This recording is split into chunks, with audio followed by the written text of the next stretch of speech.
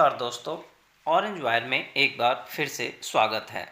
आज हम चर्चा करेंगे पूरी दुनिया के गैर मुस्लिमों का इस्लामिक लोगों के द्वारा ब्लैकमेल करना।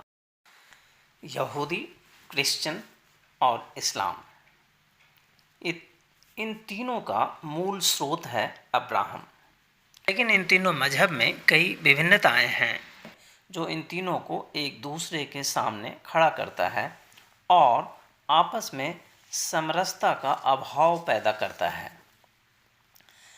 इसी ऐतिहासिक पृष्ठभूमि के साथ 610 के बाद या 610 ईस्वी में जब इस्लाम का उदय हुआ और मक्का में एक साल तक अपने प्रचार प्रसार करने के बाद सीमित सफलताओं के साथ इस्लाम के आखिरी पैगंबर मोहम्मद साहब मदीना पहुँचे, तो उस समय मदीना में कई सारे कबीले जो यहूदी मूल के थे, यहूदी फेथ में विश्वास करने वाले थे, वो रहते थे। इनका सामाजिक हैसियत मदीना में बहुत बेहतर था और मदीना के संपूर्ण आर्थिक व्यवस्था में भी इनकी अच्छी खासी पकड़ थी। लेकिन चूँकि ये यहूदी कबीला लगातार आर्थिक व्यवस्थाओं में और आर्थिक गतिविधियों में लगा रहता था और ये उस समय की बात है जब बहुत सारे लोग कबीलों के अंदर रहते थे और एक कबीला दूसरे कबीला से आपस में संघर्ष की स्थिति में रहता था। उसके अनेक कारण होते थे, भौगोलिक, आर्थिक और अन्य कारण। तो इन सारे संघर्षों से बचने के लिए इन यहूदी कबीलाओं ने अपनी सुरक्षा की जिम्मेदारी किसी और को दे दी थी।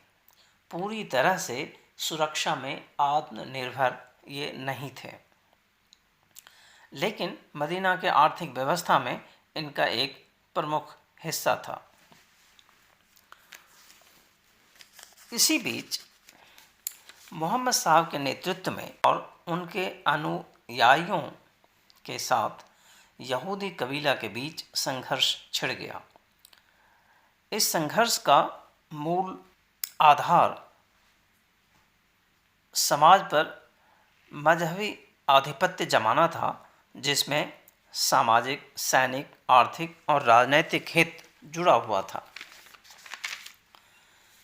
इसके अलावा तीनों मजहबों में, क्रिश्चियन, यहूदी और इस्लाम में जो कुछ भी मौलिक भिन्नताएं थी, उसकी वजह से यहूदी कबीला मोहम्मद साहब के इस्लाम को पूर्णतः स्वैच्छिक रूप से मानने को तैयार नहीं था, या एक तरह से कहें तो वो मोहम्मद साहब के अनुयायी बनने के लिए तैयार नहीं था।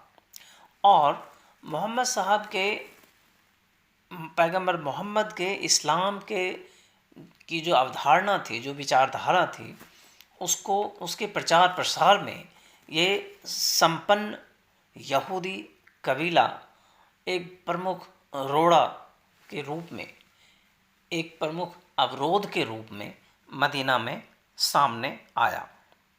यहीं से शुरू होता है मुसलमान और यहूदियों के बीच का वो संघर्ष जो नफ़रत पे आधारित है, जो यहूदी घृणा पे आधारित है, और वो आज तक चलता चला आ रहा है।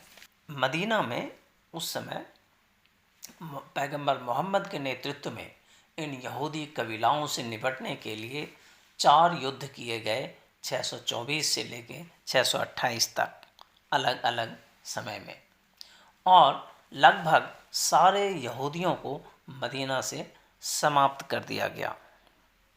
इसके बाद इस्लाम का प्रसार इस क्षेत्र में पूरी तरह से अवरोध रहित गति से होने लगा। मदीना में यहूदियों के पहले कबीले पे 624 में हमला किया गया, जिसका नाम था बानू क़यानु कबीला। इसके बाद 625 में बानु नादिर नामक यहूदी कबीले पे हमला किया गया इस्लामिक सैनिकों के द्वारा मोहम्मद साहब के नेतृत्व में। तीसरा कबीला बानु कराजिया कबीला था, जिस पे 627 में हमला किया गया और पूरी तरह से यहूदी कबीलों को नष्ट कर दिया गया। और आखिरी लड़ाई जो यहूदियों से थी मदीना में, उसे बैटल ऑफ खैबर के नाम से जाना जाता है, जिसमें खैबर कबीले को चारों तरफ से घेर लिया गया और उसे मजबूर कर दिया गया मदीना से बाहर जाने के लिए। और इस तरह से मुसलमान और यहूदियों के बीच जो नफ़रत के आधार पे युद्ध शुरू हुआ वो आज तक चल रहा है। यह युद्ध इस्लाम के इतिहास में अति महत्वपूर्ण युद्ध है, क्योंकि इस्लाम के संस्थापना के समय इस्लाम के जो प्रचार प्रसार और संस्थापित होने के कालखंड का यह समय इतना महत्वपूर्ण है कि इस्लाम के इतिहास में इसे एक विशेष दर्जा प्राप्त है। और ये जिहाद का एक सर्वोत्तम उदाहरण भी है इस्लाम के फॉलोअर्स के लिए। अब सवाल उठता है कि 624, 25, 27 और 28 में लड़े गए यहूदियों के साथ युद्ध और संघर्ष को 21वीं सदी में इजराइल और फ़िलिस्तीन के युद्ध से क्या लेना देना है और उसका क्या कनेक्शन है। क्या 21वीं सदी में भी मुसलमान आज कहीं भी हो पूरे विश्व में उसके घृणा का पारावार, उसके घृणा का स्तर, उसकी तीव्रता, उसके नफ़रत की तीव्रता यहूदियों के प्रति वही है जो 624 में था। पूरे पश्चिमी जगत में आप किसी भी देश में चले जाएं, यहूदी हमेशा खतरे में होते हैं। एयरपोर्ट हो, ट्रेन हो, बस हो, बाज़ार हो, दुकान हो, हॉस्पिटल हो, फुटपाथ पे चल रहे हों, स्कूल हो, कॉलेज हो, पूजा स्थल हो, यहूदियों के पूजा स्थल भी सुरक्षित नहीं हैं। जहाँ कहीं भी मुसलमान यहूदियों को देखते हैं उस पर हमला करते हैं। चाकू से हमला बहुत आम बात है। इसका मूल कारण है इस्लाम में मोहम्मद पैगंबर का चरित्र संपूर्ण और सर्वश्रेष्ठ माना गया है। इस्लाम की अवधारणा के अनुसार मोहम्मद साहब, आखिरी पैगंबर मोहम्मद साहब एक संपूर्ण और सर्वथा अनुकरणीय फिगर हैं, चरित्र हैं, एक ऐसे शख्स हैं जिनका हर मुसलमान को बहुत पवित्रता के साथ उनका अनुकरण करना फ़र्ज भी है और कर्तव्य भी है। और ध्यान रहे, इस पे कोई सवाल खड़े नहीं किया जा सकता है। यदि कोई भी मुस्लिम या गैर मुस्लिम पैगंबर मोहम्मद के जीवन चरित्र पे, उनके क्रियाकलापों पे सवाल उठाता है तो उसकी सज़ा मौत है, शरिया और इस्लामिक कानून के अनुसार।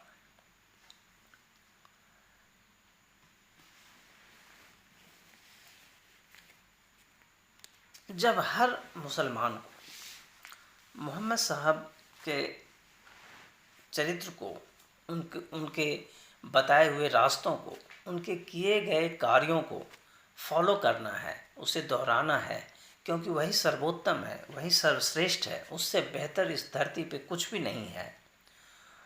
और ऐसे में यदि मोहम्मद साहब ने स्वयं इस्लाम के इतिहास में उन पवित्र युद्ध को लड़ा है जिससे इस्लाम के विस्तार का रास्ता साफ हुआ, जो कि यहूदियों के खिलाफ था, तो ऐसे में जो सच्चे मुसलमान हैं वो यहूदियों के साथ प्यार कैसे कर सकते हैं। उनको भी यहूदियों के साथ वही व्यवहार रखना पड़ेगा जो 624 में पैगंबर मोहम्मद साहब का था।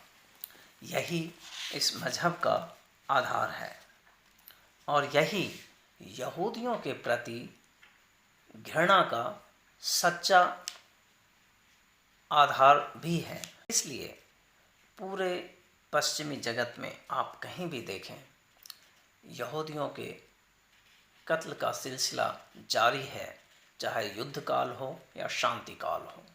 यहूदी मुसलमानों के नफ़रत का हमेशा से शिकार बना हुआ है। लेकिन पिछले 1400 वर्षों में विश्व की सामाजिक व्यवस्था इतनी बदल गई है कि खुलेआम यहूदियों की हत्या करना कानून के दायरे में आ जाता है और इसे सज़ा के लायक माना जाता है। इसलिए पूरे विश्व में चाहे मुसलमान अनपढ़ हो या पढ़ा लिखा हो, पंचर बनाता हो या अमेरिका के CNN जैसे अखबार में या मीडिया हाउस में वरिष्ठ पत्रकार हो, उसके यहूदियों के प्रति नफ़रत की तीव्रता उतनी ही होती है और उसके मन में हमेशा से एक सपना पलता रहता है कि इस धरती से यहूदियों को समाप्त कर दिया जाए। इसलिए जब भी इजराइल और फ़िलिस्तीन के बीच युद्ध होता है, इजराइल और हमास आतंकवादियों, इस्लामिक जिहाद आतंकवादियों और हिजबुल मुजाहिदीन जैसे आतंकवादियों के साथ संघर्ष होता है, तो पूरे विश्व का मुसलमान अपने पैगंबर का अनुसरण करते हुए, अपने मदीना के उन गौरवशाली इतिहास को याद करते हुए पूरी तीव्रता से यहूदी के खिलाफ खड़ा हो जाता है।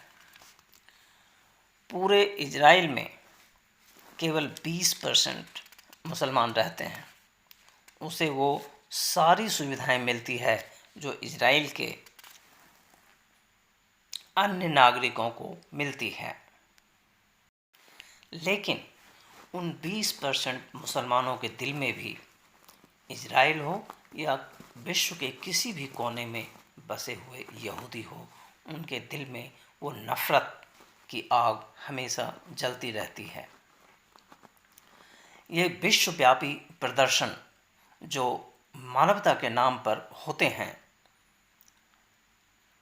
असल में यह घोर नफ़रत का व्यापार है और पूरे दुनिया के काफिरों को अंधकार में रखकर ये ब्लैकमेल करने का एक तरीका है। नफ़रत का यही आग जो इंसान को दो भागों में बांटता है, मुसलमान और काफिर। काफिरों को समाप्त करने के लिए मुसलमान पूरी ज़िंदगी लगा देते हैं। एशिया हो या पश्चिमी जगत का विकसित राष्ट्र, मुसलमान बांग्लादेश के गरीब मुसलमान हों या अमेरिका में रहने वाले बड़े मुसलमान हों, पढ़े लिखे तथाकथित पढ़े लिखे मुसलमान हों, सबके दिल में यहूदियों के प्रति नफ़रत की आग एक जैसी है। और ये इजराइल के खिलाफ प्रदर्शन केवल यहूदियों के खिलाफ नफ़रत का प्रदर्शन है, गैर मुस्लिमों के खिलाफ नफ़रत का प्रदर्शन है। और ये आतंक जो है, ये इस्लामिक आतंक जो है, इसको छुपाने के लिए, एक ब्लैकमेल करने के लिए, ये एक ऐसा साधन है जिसे गैर मुस्लिम समझने में असफल रहे हैं। और इसलिए हर जगह इन जिहाद के उपक्रम से, जिहाद के इस उन्नत किस्म के यंत्र से, टूल से वो नफ़रत के शिकार हो रहे हैं और इंच बाय इंच अपनी ज़मीन को खो रहे हैं। धन्यवाद।